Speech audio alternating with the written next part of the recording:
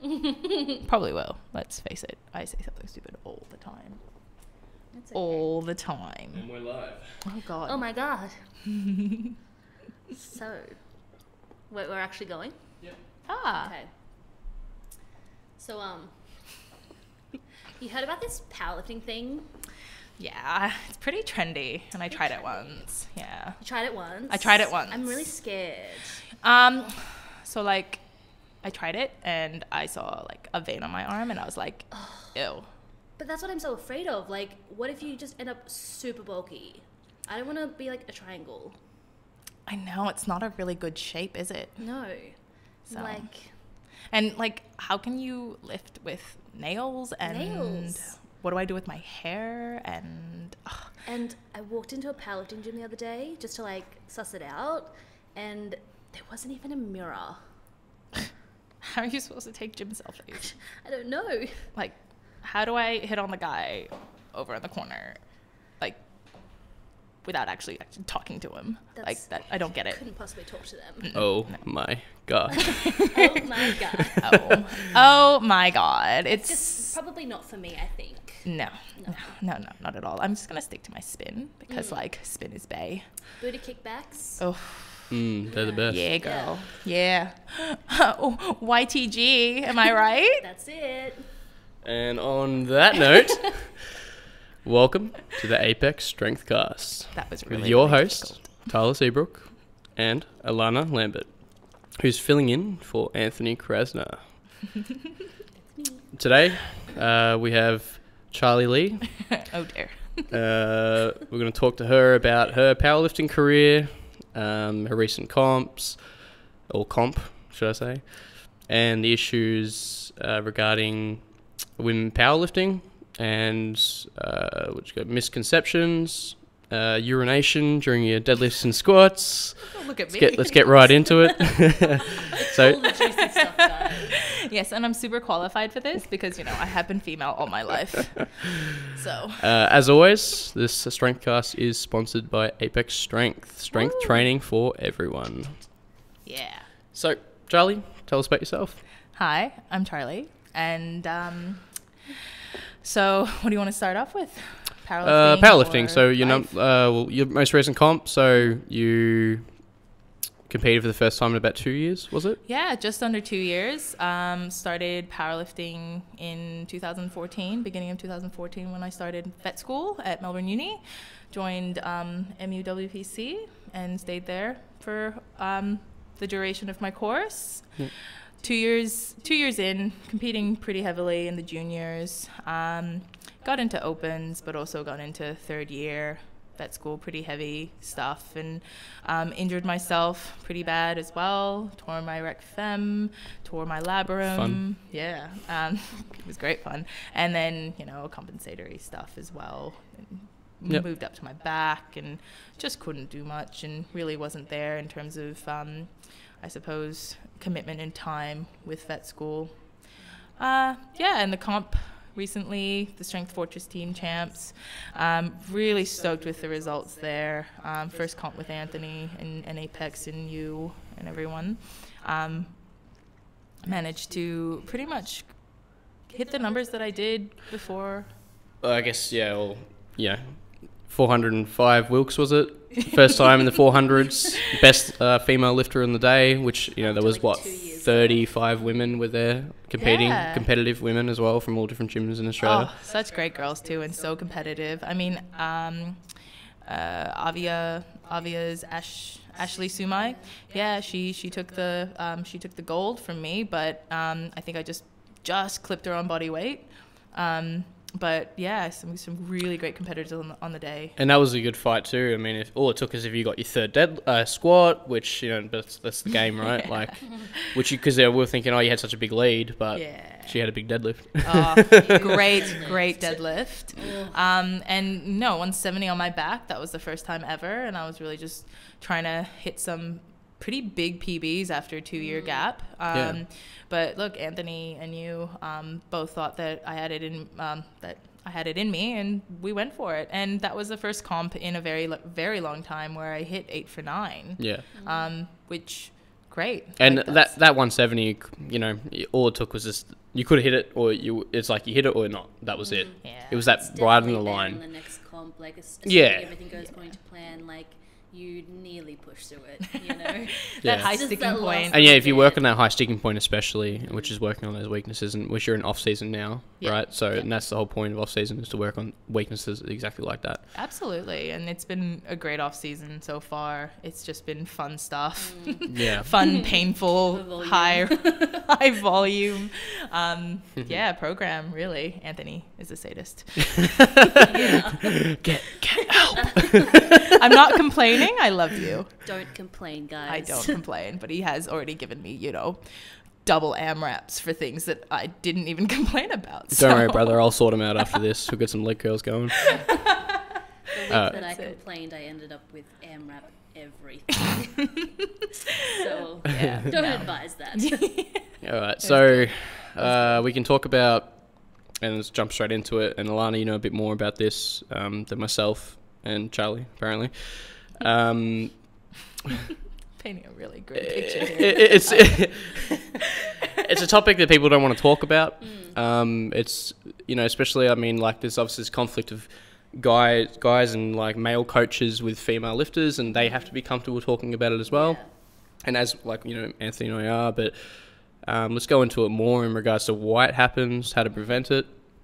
Yeah, I mean, like you said, it is a hard one when it's a topic no one really likes to talk about, right?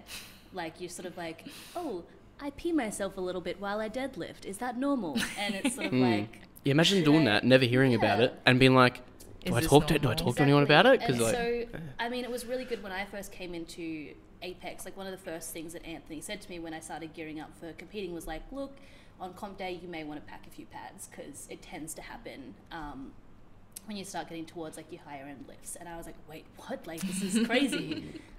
But so I went into it a bit more prepared. But I think, I sort of just did a little bit of research into it over the last couple of days and just, what it is and why it happens. And I really think there shouldn't be that stigma attached to it. It's actually really, really common. But it is also mostly fixable. And I think the opening up the dialogue about it will help people understand that it isn't actually a permanent thing. You don't have to be ashamed of it.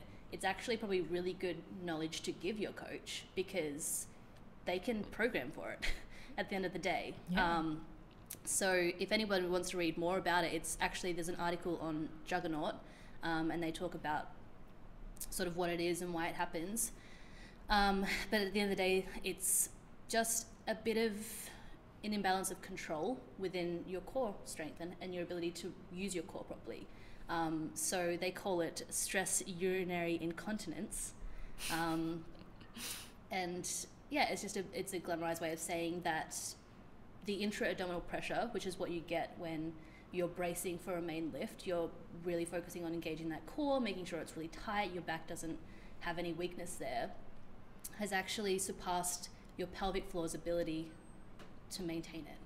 So when that happens, you might get a little bit of urine, or as you kind of do see a lot in big competitions, people can full on pee themselves on the platform. yeah, sometimes it's a lot. Sometimes, Yeah. and I'm assuming, like you said, it's not everyone gets it. So it's like some women don't get it at all, and they just maybe training the right way coincidentally, or just have a strong pelvic, just genetically speaking, just have a strong pelvic floor. Yeah, and so one of the interesting things this article touched on, which I found really fascinating, because I think when it comes to pelvic floor knowledge, everyone knows. You do your Kegel exercises. That's what you get told that over and over. I love them. It's so good. I'm doing mine right now. Yeah. You get told that, and unless you go and see a specialist in pelvic floor, you don't really know much else. That's all you kind of get told. It's like you should be doing that, and that should be enough. But as a strength athlete, when we're already working under such intense loads all the time, like sometimes that's not enough for us. Yeah. So it's, like I said, definitely fixable, but you might need to do some more things other than Kegel exercises. Well, and certainly you can, definitely encourage, your 3-yearly, 5-yearly pap smear, and they can definitely check how your pelvic floor is going during that test as well, which, is also nothing I guess nothing to be ashamed of if you do have a weak pelvic floor, but getting that checked during that time, it's just two birds, one stone. True. Yeah. It's good advice, yeah. Exactly. So. Yeah. It's also like, most weaknesses don't get fixed in a month. So it could take 6 months, could take 2 years, just depending on the person. Yeah. Depending on, like, there's the other factor of how much time can you really put into it every week outside of everything else you need to do. And it is hard because, like they sort of spoke about, and a good analogy I like to refer to is you're doing a deadlift and you can get it all the way up the ground, but your sticking point is just before lockout.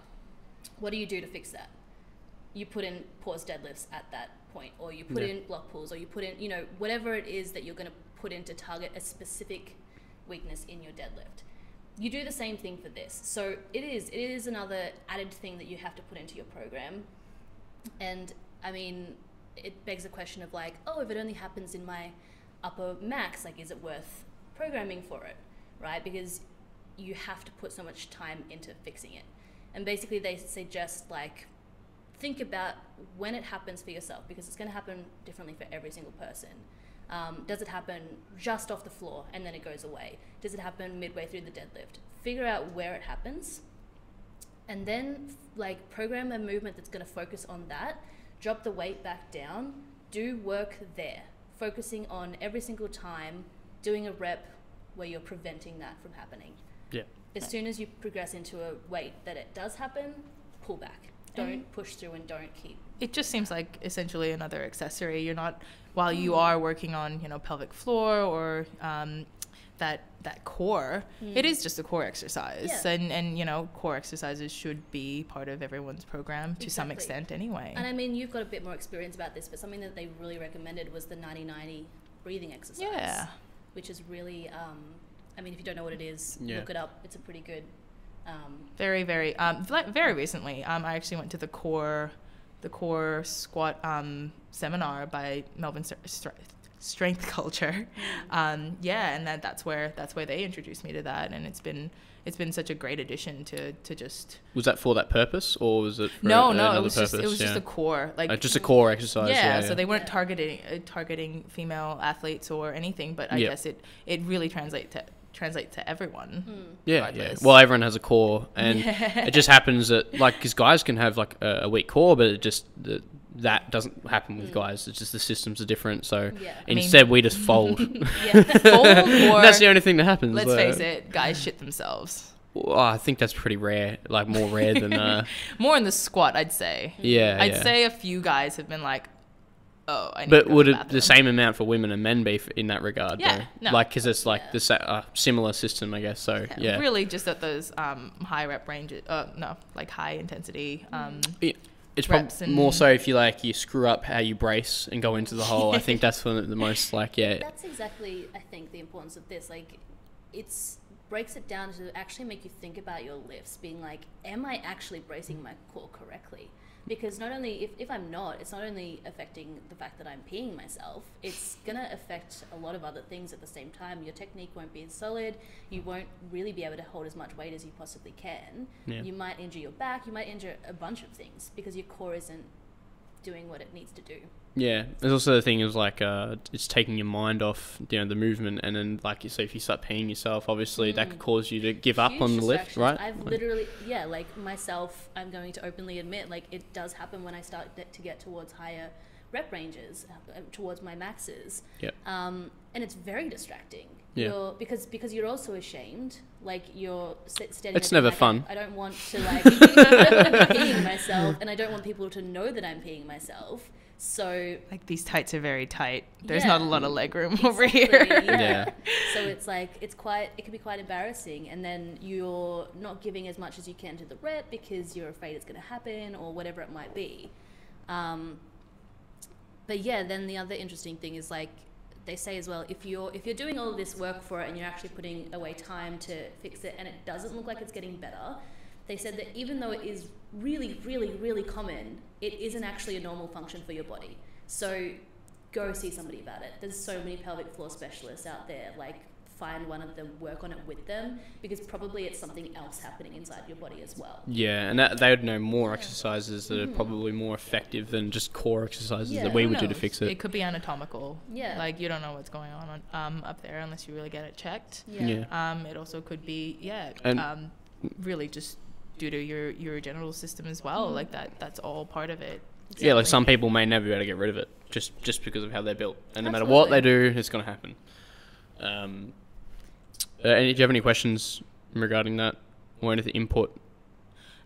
No, I think just opening up the discussion and just making it a little bit more relatable and not people sitting there going, she peed on her deadlift and that's really uncommon. Like just making it known that it does happen a lot. Well, it does. At the end of the day, most women aren't going to want it to happen. It's not exactly. Like, there's probably average favorite thing. There's probably women who don't realize they can get rid of it. It's not because they haven't spoke to anyone about it, right? I was always just and thankful to Anthony for being like, yes, this is probably going to happen. Supply pads, and I was like, okay, cool, that's more than I knew before. But to then like look into it and be like, oh, I can actually work on it, and I can at least minimize it, and you can increase the threshold with which it happens, because like it might be you're deadlifting over 120 kilos and that's the only time it happens, but if you're doing 119, it's completely fine, you know. So it's definitely like the more you work on it, the more you'll find that threshold increases. And getting rid of the stigma and being ashamed of it, because it does happen to so many people. Well, when in doubt, just make a meme. There are so many out there. So it's clear that, you know, most women wouldn't want it to happen, and also the fact that it can affect your lift, and potentially you could hurt yourself because you give up on a lift that you would have got, and if the spotters aren't on ball, then, you know, something could happen that's even worse, right? Well, it's good awareness though, and I mean, imagine on the grander scale of like, you're on the Nationals platform, right? That thing is elevated. There's a lot of people in the audience, and like, of course you're going to be embarrassed if that happens. And at another point, they found like sometimes you could be completely fine, but then you do sumo deadlift, and that's the only thing that it comes through in. Yep. So it's like just sort of finding for yourself where it happens, because you can prevent it and you can stop it from being forever recorded on a video on a raised platform. You say that, and I'm switching to sumo. Thanks, Alana. Yeah, have fun. See you on the other side, Tyler. But you do your 90-90, so it's okay. Yeah, I do my 90-90. I hope you like knee pain. If you do sumo and you get no knee pain, I'll be like, it's fucking bullshit. I probably have better leverages, maybe. But maybe just not as tight quads, like that might be. And or was it psoas? We'll see. I haven't hit anything off the floor anyway. Yeah, well, time will tell. Yeah, it's off season. Gonna enjoy it while it lasts. That's it. All right. So misconceptions of women in powerlifting. So in your recent comp, there was more women than there was men. Yeah, that was now, a first. If you told the average person that, they'd be like, "Whoa, that's crazy."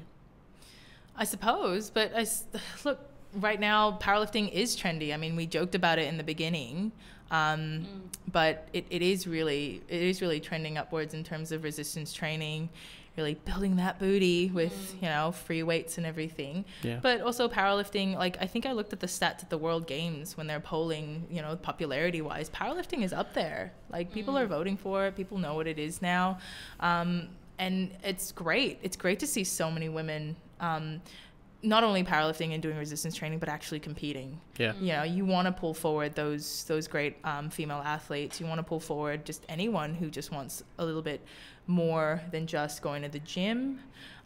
It's great motivation. It's great support. I mean, I think a lot of people would agree in terms of female sport that a lot of it is about community, friendship, and just building that.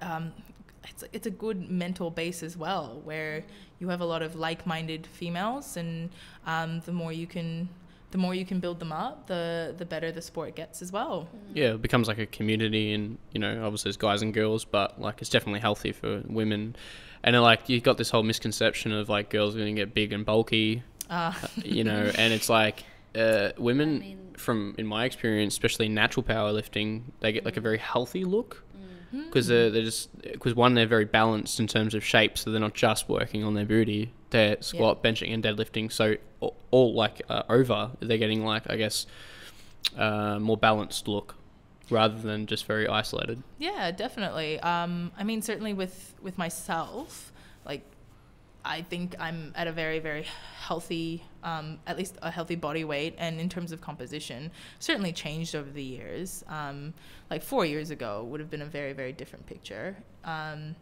Doing a lot of, cardio, sort of being at the same weight, but just, definitely looking at where the muscle distributes and where the fat distributes. I think, at least in terms of bulkiness, like, I don't have a petite frame, so I can't really say that, I was always going to get bulky after resistance training or powerlifting, but I certainly have a frame that can carry a bit of muscle and look a little bit, wider in certain places, but certainly not unfeminine.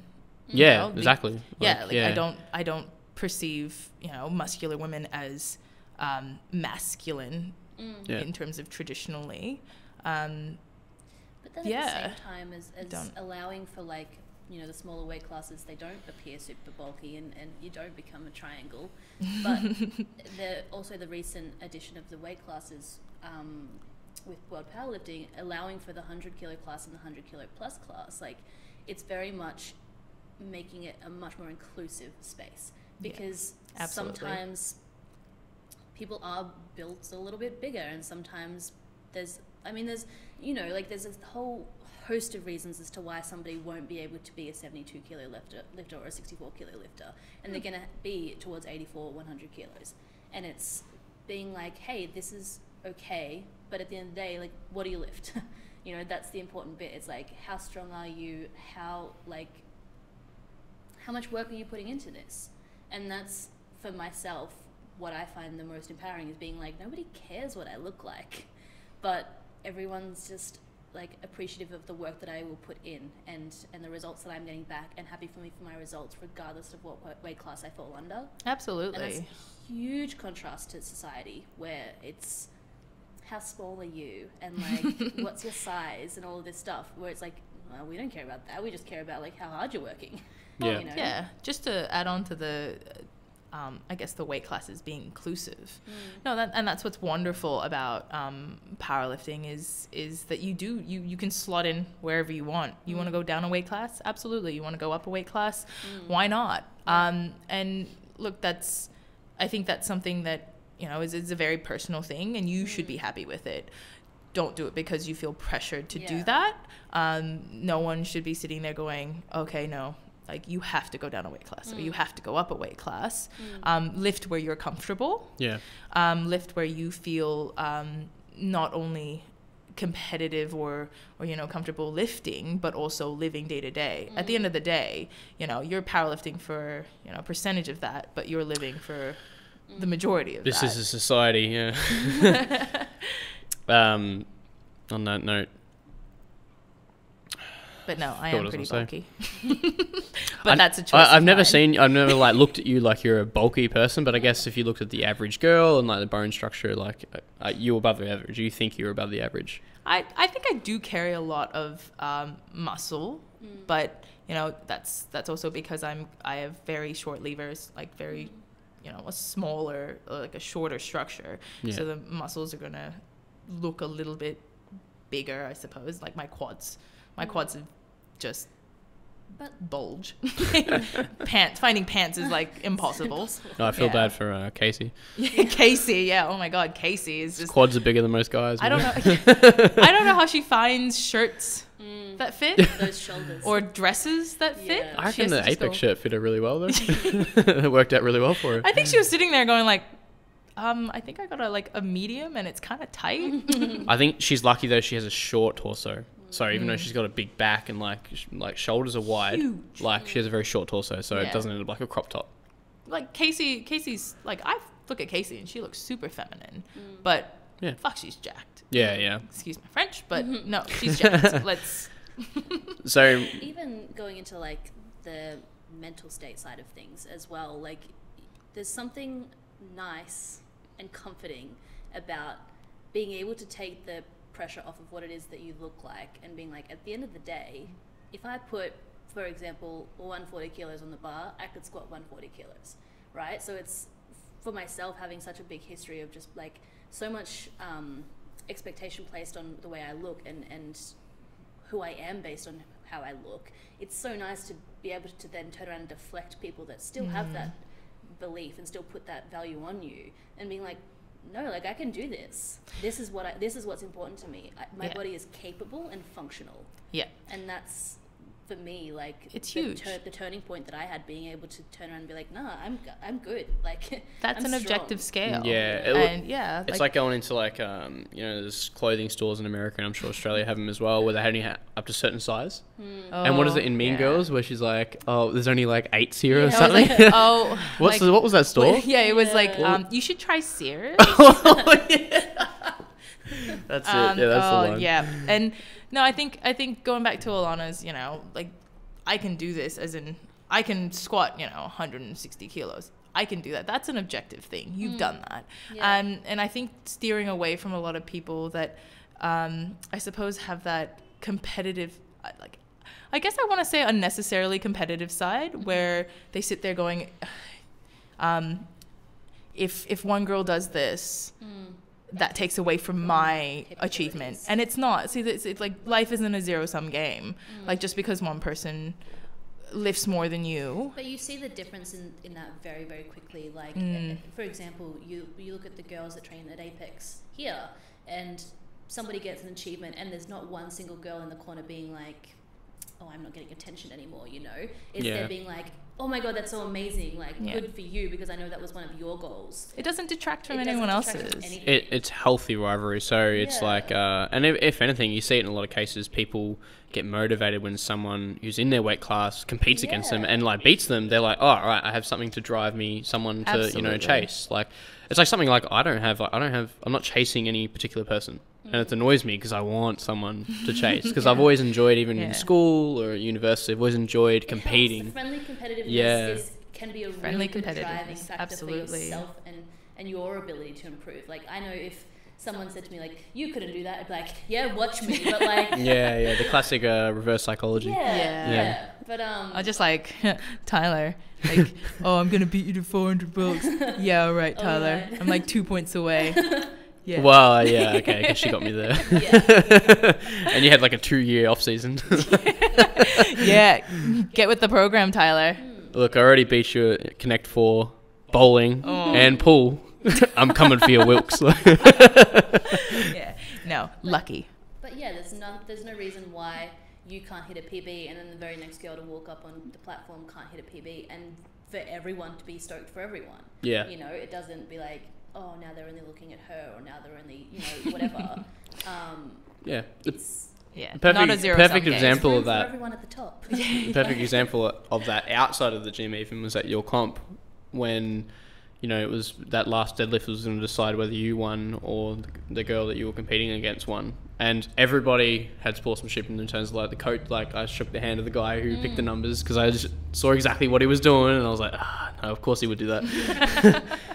Same with you, Charlie. You were just like, yep, like she fair and square got that last deadlift. It was a perfect number. Any heavier, she would have missed it. Yeah. Any lighter, you would have beat her. So it was like that perfect number. But everyone was just, congratulating.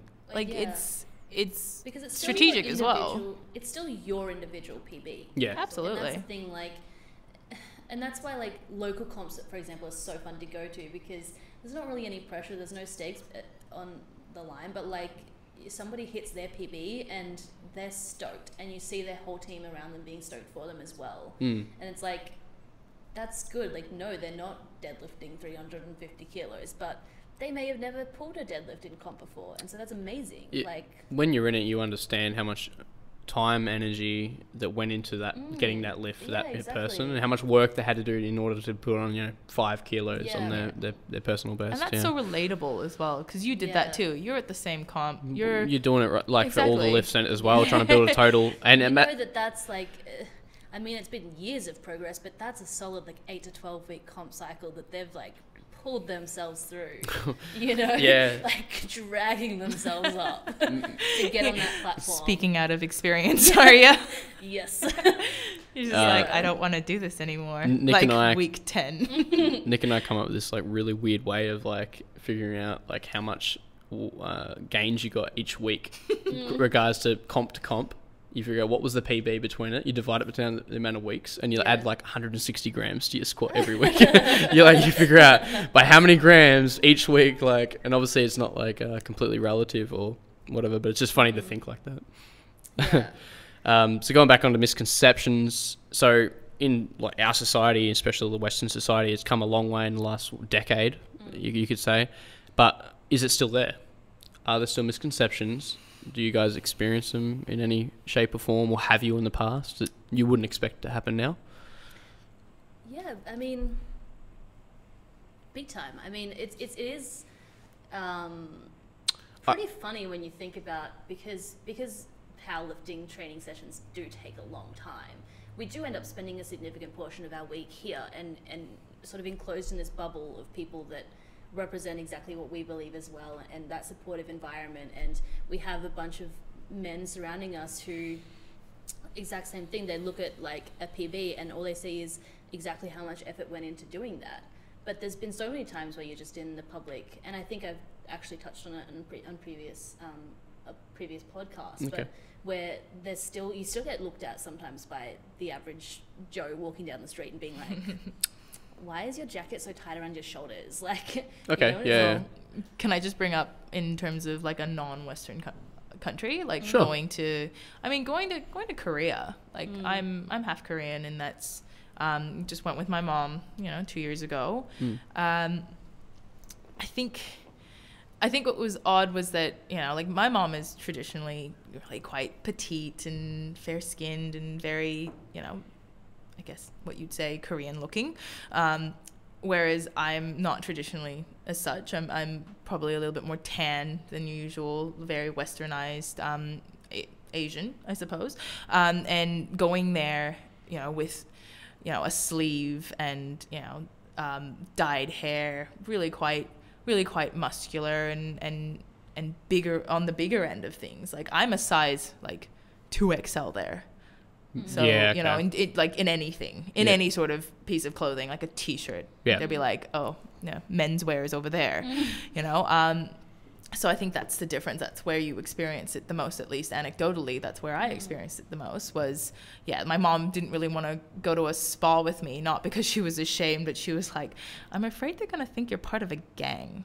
Like, with the tats. With the tats and, the piercings and, all of that. And then, like wearing very Western clothes as well. But I think it's also the muscles and and just the body composition of being a little bit more I guess quote unquote bulky in their eyes. And that culture may change in Korea or any other country that has the same stigmas, because I mean our society had these stigmas and these women will get bulky if they lift weights like this. That was not long ago. That was in our society, right? The same thing with tattoos, like if what father's generation or mother's generations, bikies were the only ones who had tattoos. It was criminals were the only ones who had tattoos. Now everyone does. It's so mainstream. And so you see old people still like edgy around tattoo people. They're like, nah, surely. They seem okay. But don't you think you'll regret it when you get older? Oh yeah, the classic. They're permanent. You know that, right? Yeah. I mean, I guess so. But also, like, whatever, if you're happy with them, if you like them, and if they're not offensive, I suppose. I think that's another thing to consider. Like, are you offending people? But again, it's just like with body image. Like, are you happy with it?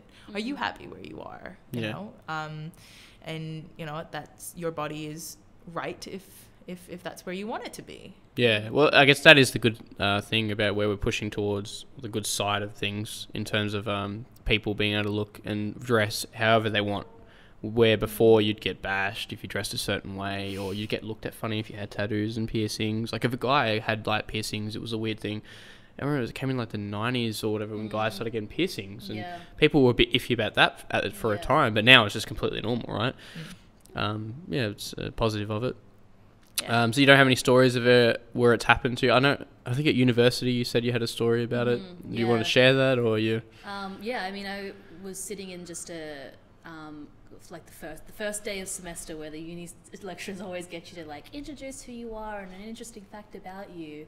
And this was very shortly after my first comp, and I was just so excited about that I'd done that. And sort of sitting in this classroom, it got to my turn. I'm like, yeah, like I'm Alana, I'm a powerlifter. And this guy next to me just like pulled this crazy sneer and was like, yeah, I could tell that. I was like, why are you trying to make me feel bad? Yeah, like you went out of your way to say it like that. And I was like, but you're like, I mean, I didn't feel too bad because he was just kind of like slouching in the corner, not paying attention to anybody. I'm like, you're not giving anybody the attention that they deserve in this circumstance, so your opinion means nothing to me. But also, like, I think powerlifting did huge things, because if I had have received that comment before lifting, I would have freaked out, probably like cried, just been like so down on myself, being like, people can tell that I'm overweight or whatever, and like really upset. But because I had powerlifting and I had these recent accomplishments, I was just like, I'm good with that. Like, Yeah. You think what you want to think. Like, I know that in my worldview that isn't true, and I'm happy with what I'm capable of doing. Yeah. And again, just being able to use that like confidence in my skill to deflect what people are still, because they still think a lot of it. You still get so many guys being like, you couldn't lift weights and like all of this stuff, and then getting like really bruised egos when you like do more push-ups than them or whatever.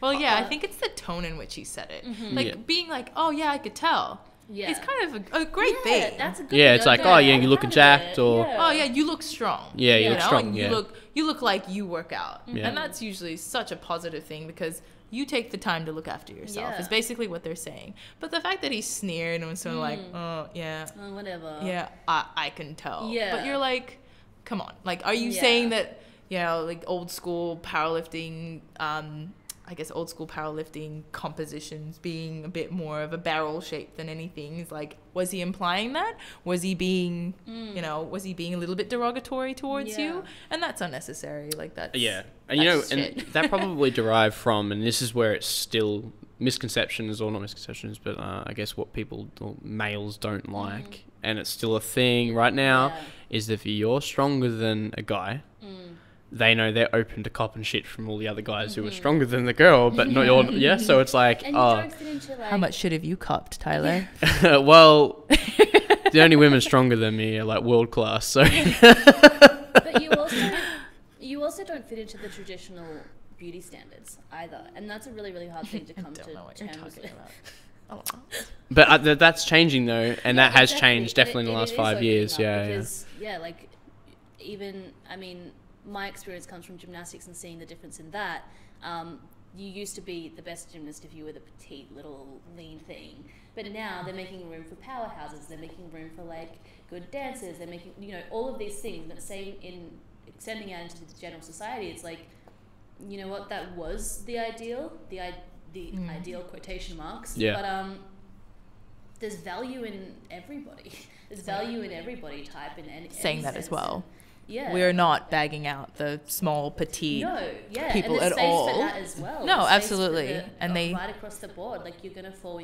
And even if your goal is to change your body composition, to drop weight classes, to go up weight classes, like it's so helpful with the attitude of like, that's where I'm gonna get there, but I am also gonna be happy with where I am right now. Yeah. Because being like, I'll be happy when I get there isn't helpful to anyone.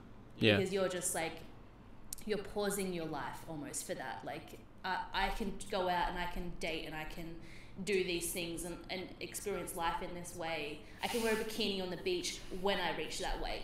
It's like, what are you going to do in the meantime? And also, like, being a miserable sod to everyone when you're cutting weight is kind of like, don't be a bummer. You're kind of a wet blanket right now.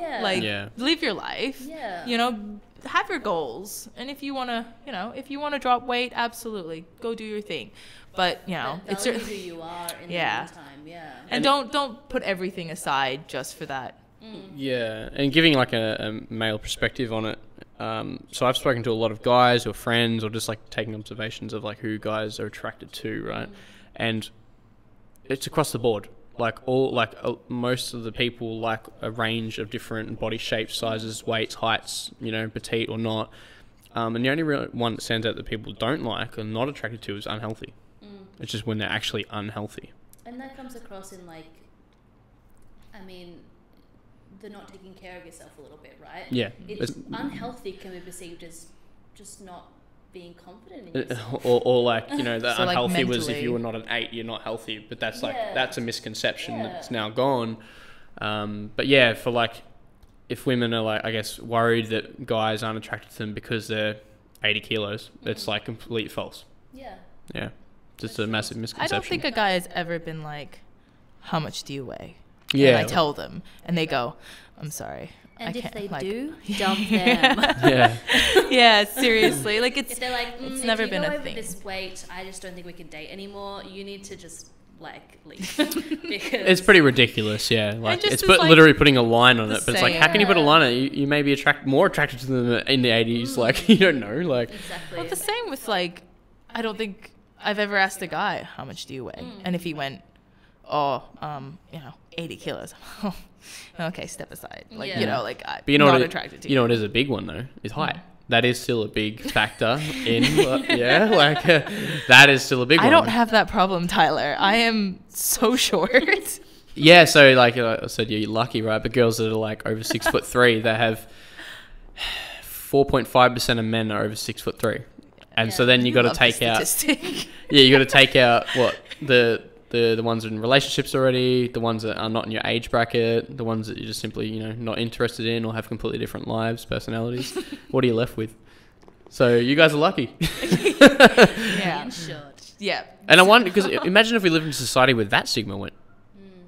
That could possibly happen one day, right? I mean, I can certainly think of some really great couples where the height difference is not a problem. Yeah, And I guess it's a thing. But that's how it should just be, a right? subjective, it's a very arbitrary thing as well. Like, just like weight is, and yeah. bulkiness and what are your, what's your Wilks? Not dating you if you don't have at least a 400 Wilks. Yeah. Sorry, Tyler. I know some people that are like that. Like. Yeah. Charlie, no.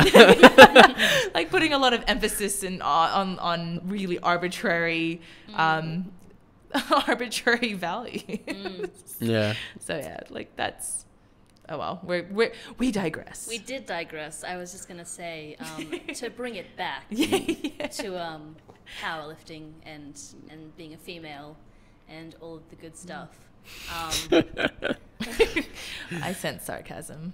I No. feel sarcasm. Yeah, I'm like, Yeah. I mean, just it is a completely separate point than anything we've really touched on before. But talking about like helping you understand and work with your period, for example, Oh, while yeah. lifting. Yeah. Because, I mean, let's be real, most of us get pretty bad symptoms on a scale, some a lot worse than others. But there's a lot of symptoms that come along with the period. And there's, I think, touching on misconceptions, there's a lot of misconceptions around how you can train around your period and if you can train on your period and if you should and all of this other stuff. But it's actually pretty proven that if you adjust your training anyway, but if you do train through it, it can actually alleviate a lot of the symptoms that you're experiencing and a lot of the pain and cramps that you might have. It can make cramps worse at times, especially if you don't take into account what you're feeling at different times. If you need to drop the weights or whatnot, like it will affect your strength throughout different times of the month Yep. or of the cycle, but you can work pretty well with that. And Isn't exercise amazing? Like it can reduce, anxiety, depression, yeah, help with symptoms in terms of Those like good your endorphins. period. Yeah, it's like that's awesome. But also I just keeping active during that time. It's Mm-hmm. really, really. I think a lot of the times you feel just sluggish and heavy, bloated. I mean, there's a lot of inflammation going on, and especially with that comes all those awful cytokines, and really making you feel quite, I suppose, just down as well. Just keeping active, even if you don't complete I don't know, if you're on a program, you don't complete your entire program, but you should be really quite proud of yourself coming into the gym and at least getting through as much as possible. Certainly don't push yourself to a point where you're, you know, feeling absolutely terrible, but it is during like that. I think we don't put enough emphasis on the fact that it's a systemic thing. It's not like, oh yeah, you're on your period and you just sort of bleed. It's like, no, it affects you. Yeah, your whole month, the right? whole cycle. Yeah. So in different ways in different cycles. What are the? Do you know the? Do you recall the stages and the different? So what is it in certain stages? Your estrogen's higher, so then obviously you're more prone to injury. I think it said. Not recalling super well, but in, for example, the first 7 days or so, you have a lot more energy, you have a lot more strength, you are able to eat a lot more carbs, you're able to do a lot of more of these things because you're not really fatiguing, you're in a pretty good place.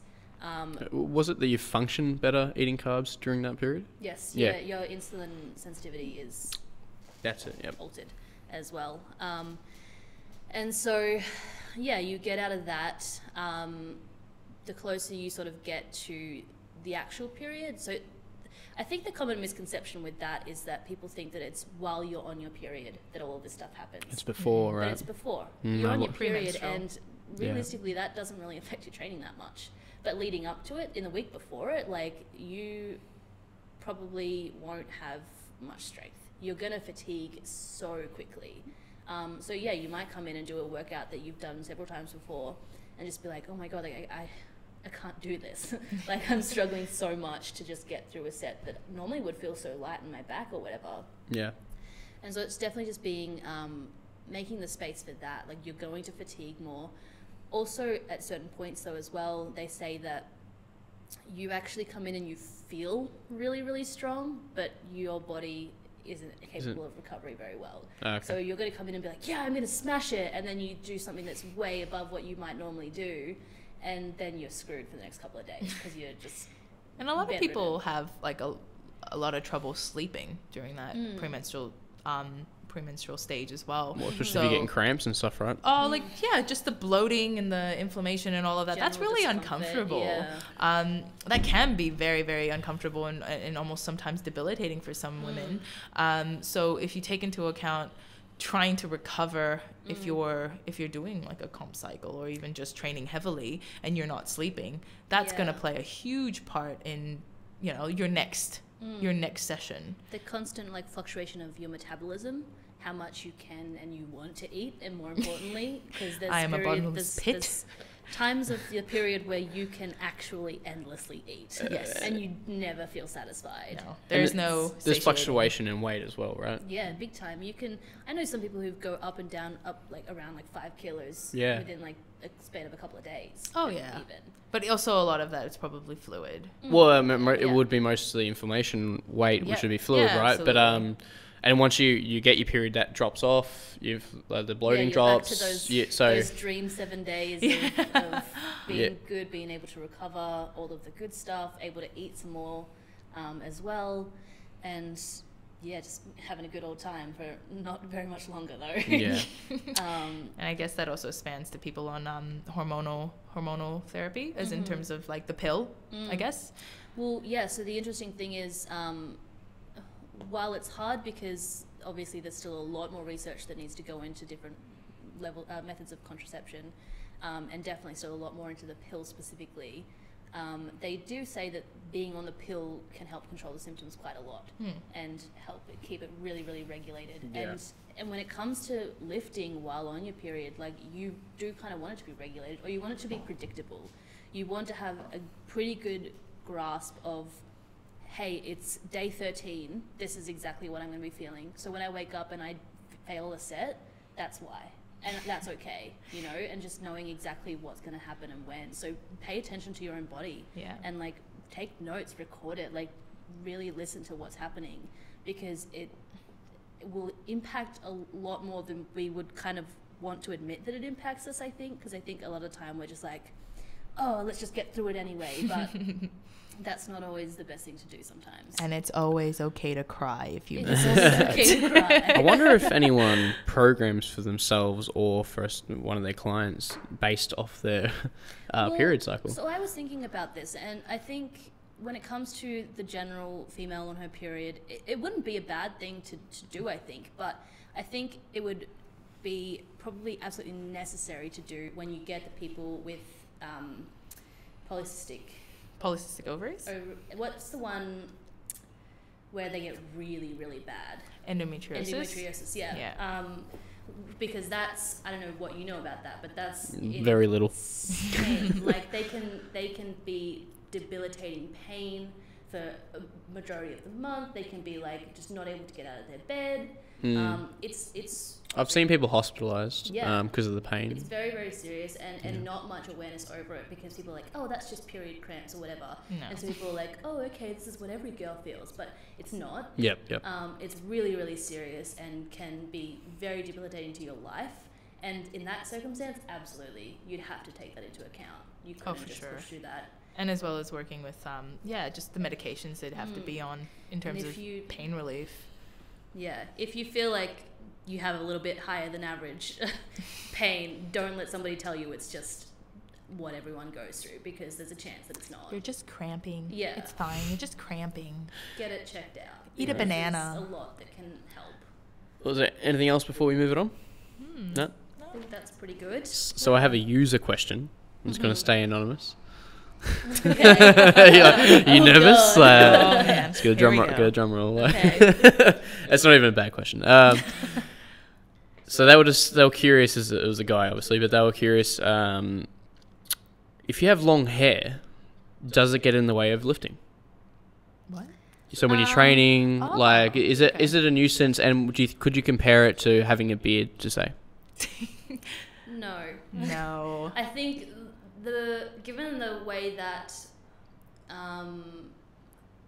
a squat works, for example, it has its own impact on probably all of the lifts, I would say, but majority of the squat, because and I feel like you would find this as a coach as well. I know Anthony and I have actually spoken about it. Like, he's always having to ask the girls to move the ponytail out of the way, because he needs to see where it is on the back, how it's sitting. Yeah, well, and also you can change how it sits in the back if you have a lot of hair. So definitely, like, you don't want that to be under the barbell. It affects the bench depending on your hairstyle. Like, this is the thing, and this is why you probably see, like, at comps, girls have got the braids that are flat on their head, for example, or even the double braid, double because braid. it does. You can pull it to the front. Yeah. Like, being a girl with quite long hair and lifting, I've never really had an issue in terms of, yes, sometimes I get it caught on the bar or something, or Anthony has stepped on it in the bench press. Yeah, exactly. I think that's because you're so used to making the space for it. Yeah. It's there, so we know when we set up the squat, we have to, like, get it onto the side. Yeah. And you'll see them always, like, pulling the hair out to the side for it, and it's very habitual for us because it's just always been there. Yeah. The beard, I feel like, it's just on the front, so it doesn't really Unless you're doing, like, really... So when I had a beard, like front squats? Like, my issue was headphones. It would get caught, like, in and it would hurt. It would hurt like a bitch. Answering the important questions. How important is hairstyle to powerlifting? But no, and it's very... You talk to any girl at a competition and you'll be like, oh, so how are you doing your hair? And they're like, well, I have to do it this way. Like, while it's not something that we think is a big deal because we just always have it, it is something that you actually... everyone will take it into account. Yeah, you actually work around it. Like, it's Yeah. right now, if you had to bench, ponytail, it's high enough that it wouldn't get in the way. Yeah. But have you designed it like that so that it doesn't get in the way of the bench, and then just got used to doing it that high? Yes and no. I think it's just comfortable, like, because if I put a lower ponytail, it does sort of Doesn't work. gets around, and it's stuck. Your head is sitting in a weird position on the bench, so you do know, like, you're like, okay, it has to be at least this high. Yeah. This is actually a pretty funny question, because before, when I used to compete, if you look at photos of me competing from 2 years ago, I used to wear it on, like, a single side braid. So it would it'd be like a French braid that started through here, and it would come down to the the side. side. Yeah. And that was because I wanted to keep it away from the bar. I wanted to keep it comfortable on the bench and not have to worry about it. So you didn't have to do the classic flip. Yeah, the hair flip, like, and then Yeah. you see the videos of my most recent comp. I'm just wearing it like this because could not be fucked. bothered. Yeah. But you also see videos of girls setting up for bench and they've got their big long ponytails and the spotter always steps on it every single time, and you kind of like, because you're setting up and it requires a lot of like moving around, finding your position, and then you have somebody like pulling your head this way. You're just like, You're like, I'm gonna need you to get off that yeah. one so I can like pull it back and get into my correct arch or whatever it is that you do. That's it. So it is there, and it's a bit of a nuisance, but I think we don't really think about it that And I much. don't think it's worth cutting off your ponytail to To make make weight.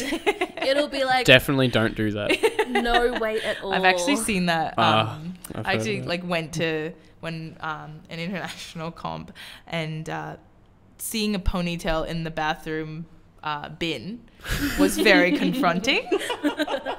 These guys are animals. Yeah, just like holy shit. She just That's so took it much all hair. off. Yeah, no, it was like a It's so really much hair, but realistically, That is it's dedication, only though. gonna weigh 100 grams if that. Yeah, it's not going to weigh enough, and the dedication or like the nuisance of having to clean it, or is it being in the way, and then just to cut it off just like for 100 grams. It's crazy. Just lose the weight somewhere else. Like, If that's all she needed to lose to make weight, maybe, and she was gonna win. But no, like did she even make weight? Was that a thing? I That have no idea. I just saw a ponytail in the bin. Because imagine if she still didn't make weight, then you'd just be like, I just cut off like 3 years worth of hair. It takes Like, so long. it to takes grow. so long, right? Like, Yeah, that's no, Yeah. that's a funny question. that could have been a good. So my next, well, I did not expect that question to be so extensive. It's a hair, Tyler. Come So on. yeah. Sorry. Do you have any funny stories, lifting stories, or anything? And which that would have been a perfect story, but which I guess you've given a story. But do you have anything else that you possibly could add? I really didn't Funny think about lifting. this. I think a lot of the fun has been had when I've moved to Apex, really. Just having a really, really, like, just a chill bunch of people to lift with. Like, Alana, Casey, and I have had some cracker sessions where I think we just giggled the whole time. I don't even know what we were giggling about. Yeah, it's like individual stories. 27 Maryland Street, Coburg North. Just sort of sneak that in there. Yeah. No, I don't know. Do you have any that like just there are too many to really?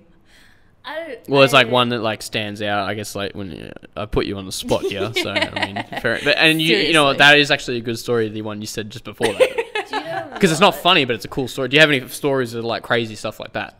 Crazy stuff. So it doesn't have to be funny. It could be something crazy too. You ever like see someone like miss a weight or drop a weight that's like, you know, that, I don't know, damage something or... Oh, I did watch Johnny Candido drop the 300 kilos on his toe. Yeah. Broke his toe. How do you react to that? He was actually really, really well put together for someone who just broke their toe. Crushed the toe. Yeah, crushed his toe. And he just sort of like lifted his foot, sort of shook it around and just sort of limped off the platform. I was like... He was probably in shock. Yeah, like, He's damn. like, shit. Damn, you just dropped that on your toe. Do you know, Yeah. like, it's going to go back to just, like, grade 8 humor, a bit of, like, potty humor, but, like, my favorite thing to happen and to watch people, like, deal with in training is when they've braced so well that they've just, like, let out a bit of a sneaky fart. Oh. And then you watch them be like, I'm so embarrassed, but I'm halfway through my set. You gotta Do I finish. acknowledge that I did that? Like, what do I do? And it's, Oh my God. I just love it. I always love to add, not too tight. No, For the queuing, Josh, it was like tight. Josh said that. That's Josh right. Pataka says Credit to this Josh a lot. Every Pataka. time it happens with him, he's like, he's coming back up and he's like, "Oop, too tight." And you're like, I remember him saying that Oh, once to someone man. else. Was just like, Yeah. he's like tighter, and then he's like, and then they farted, and then it was like, not too Not tight, that too tight. It was just followed by tight, not too Not too tight. tight. Like, yeah, it was gold. No. it's very funny because you see them be like, "Oh, wait, should I acknowledge that? Did everybody else hear that?" It's like everybody else heard that. Speaking of stigmas, though, And like misconceptions, right? That happens so It's often. so funny and just part of training. Like, it happens to everyone. Everyone has a story of it happening to themselves or somebody that they were lifting with. Like, it's so common as well. Yeah. So Even Male and female. this is bizarre to me that, you know, this is our 12th episode, and this is the most that farting's been talked about, and we've got 2 female powerlifters on. I'm just like, oh my god, like, see, but the stigma's still there. we have a lot of potty humor, I think, between us. So Oh yeah, so much humor. Yeah, we find it funny too. We Yeah. giggle at farts. It's really funny, but also one thing that has happened at this gym that I crack up every time I think about this is when Anthony was playing with the band on the cable machine. Yes. And he sent me the video, so I have it. If anybody wants to see it, just hit me up. So funny. It's the funniest thing in the world, where he's just taking this really funny photo with Andrew, Yeah. and he's just swinging on a green band or whatever. Just like trying to create They're replicating a seat Yeah. swing, Yeah. a swing, swing yeah, on the cable, like a swing in a But playground, he got yeah. very, very stuck in his attempt to get out of it. And Anthony doesn't wear very tight pants ever to training. just like basketball shorts. Yeah. So slipped out backwards and Yeah. ended up with his like back Shorts on the with him. ground, lowered his hips down, and the band just grabbed his shorts. And down came his pants. And Those bands are damn fucking like grippy. yeah, I think he was pretty embarrassed, but he was like, "I've got to laugh at this because like my whole gym just saw me without pants on." So I think on the video as well, or just after it, he was like, "Oh, so lucky I was wearing underwear today." Imagine that. The things you need to do to get bizarre photos, huh? what you do between sets, I guess, For the as well. gram. For the guys. gram. No, it Oh. was great fun, and I think that's a huge. I think that just really encompasses the vibe in here, where we're just a bunch of powerlifters, non-powerlifters. Exactly. We have to be here from anywhere from an hour to 3-4 hours. Depending where on we are what during crazy the shit cycle. happens, Yeah. like. So we've got to make it enjoyable. We've And it got to is. have a good time. I've had people stay here for like 5-6 hours because Yeah, it's just like it's just so so much much shit's fun. going on, and You're this done person your comes session. in, and you start, and your session's done hours before, or it takes way too long, which we're trying to stop, We're trying to stop that. trying to get rid of that. Yeah. So you signed up with Apex. I think it was at February. Actually, it was pretty early on. When you guys One just of sort the first clients that we've had, Yeah. and it's great. It's good to be awesome to see. You stay with us for the future and to watch you grow as a powerlifter, and in That's been terms of your great. career as well. Yep. And then you get to watch us grow. Yeah. And like obviously the gym and where we go with our careers as well. I mean, mainly because you guys sort of opened up the doors as we plan to open up the doors from 12 to 9, every single day. Yeah. I work shift work, and that's been the biggest change in my life this year. Last year. Yeah. And starting that, like, where do you find time to train when you have no idea? I guess, you're not working the 9 to 5. You're not consistently like, okay, well, I'll go to the gym after work. I'll just go at 6 p.m., 6 to 9, whatever. It doesn't really matter. Yeah. Just the restrictive times of my previous club and gym just weren't going to work. I was going to be With the shift work, yeah. I would never be able to make it. Yeah. Or I'd make it, once a week, every 2 weeks or so, and that's just not conducive to training. That's not conducive to working with a coach as well. That you really do want to stay, or at least try to be a little bit more of a competitive powerlifter. So that's been a big shift, and it was a very positive shift as well. Just having that leniency of being able to train, whenever I guess you guys are open, which is 12 to 9 Monday to Friday, and then 11 till 3 Saturdays. That's it. So any particular goals for this year? Powerlifting wise? Yeah. Absolutely. I really want to get that 170 squat. Yeah. If I can exceed that, even better. But getting a hit it or exceed it, like like I want that squat, and that was my goal. Like, looking back on my training diaries from 2 years ago, that was my goal for I suppose 2016, 2017, and not being able to hit that was it gets a little bit disheartening. But knowing that I was so close, and knowing I can hit a 167, with no issues was sort of like it's like there. 167 is definitely there. 170 was like hit or miss, just based on how you hit it. Yeah. So Exactly. I mean, and what I like about that is it's super realistic. It's like you've put that weight on your back, and you're still like that's the number I want to hit this year, and you be happy with that, and you should be, right? Because I mean that is still it's a heavy squat. It's heavier than what most males could squat off the bat.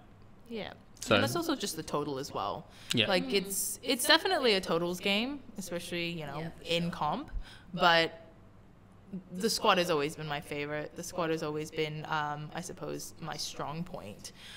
It's really quite funny. And like, oh, that girl must be a really, really good powerlifter. Look at her squat, and then you look at my bench, and you're like, oh, that's anticlimactic. Yeah. But no, even just letting Anthony really just take the reins on my programming, take the reins on what sort of lifter he wants me to be. I think he really wants me to be an all-rounder, and I am so happy with that. Yeah. Like especially with building up on just deficiencies and things and foundational skills that I'm also working with, like mobility, like a friend of mine who's a weightlifter, great guy, really great coach in terms of weightlifting and mobility, and he's taking me through a lot of that as well. Yep. And that's really improved a lot of foundational skills, technical skills, and just even feeling good. And that's a huge part of a sustainable athlete, I suppose, is just make sure you feel good about what you're doing. As I've learnt, yes. Yeah. No, it's good. It's good to hear. Well, we'll finish it up there. Thanks for coming on. This has been really fun. You've been really in- just talking Just shit talking with a about bunch of stories. mates. Yeah, we're talking about things that no one would have thought you would have been talking about, but here we are. I was like, I don't know how qualified I am about talking about incontinence, and I suppose, it's really, you don't really need to be, because it's just more of a relatable issue. But yeah, it's been really, really fun. Just even opening up the gates, or like letting the door be a little bit ajar on that topic, and being like, it's okay. It happens to all of us. Yeah. All right, well, thanks for listening, for anyone who got this far in. I don't blame you if you haven't, because it's really just been a lot of shit on this one. Anthony will be back next week, and nothing's locked in place, but it might be with Robert Wilks. Oh, for nice. the next podcast. Because I feel like this is like that filler episode where they like all the main characters are gone, and they're just like, here, take, I don't know, the B-listing characters and just sort of make some sort of episode, because we need to fill in this slot. So. Well, it's ended up being working pretty perfect in terms of talking about, obviously women's issues in regards to powerlifting, and having two girls on, and then me just feeling really uncomfortable the whole time. Oh, no. You are loving this, Tyler. Oh, look, because I'm a coach, I've had to deal with it already. So I'm already aware of all it. But imagine telling someone who's never powerlifted before, doesn't know that, women can potentially urinate themselves, or doesn't know that they fluctuate in weight and affects their lifting, that like, all these variables that guys don't have to deal with, right? Like Might I add, Casey, Alana, and I spend so much time together here that I think at one point we were all synced up. Oh, you're syncing up? And that's another crazy thing too. Like, we're not even going to get into that. Thank you for listening. We just feel bad for Anthony and Tyler having to deal with us during that. At the same time. Yeah. Charlie Lee, and thank you for hosting with me, Alana. Alana? Yeah. That's your name, right? I think so. Alana, yes. Oh my God, guys. This is like so fun. Just keep talking about that while Oh my god. Like, we should book agents. yeah, we should. I'm going to fire mine because this was like totally awful. Minimum deposits. Yes. Yeah. God. So much fun. We are stars.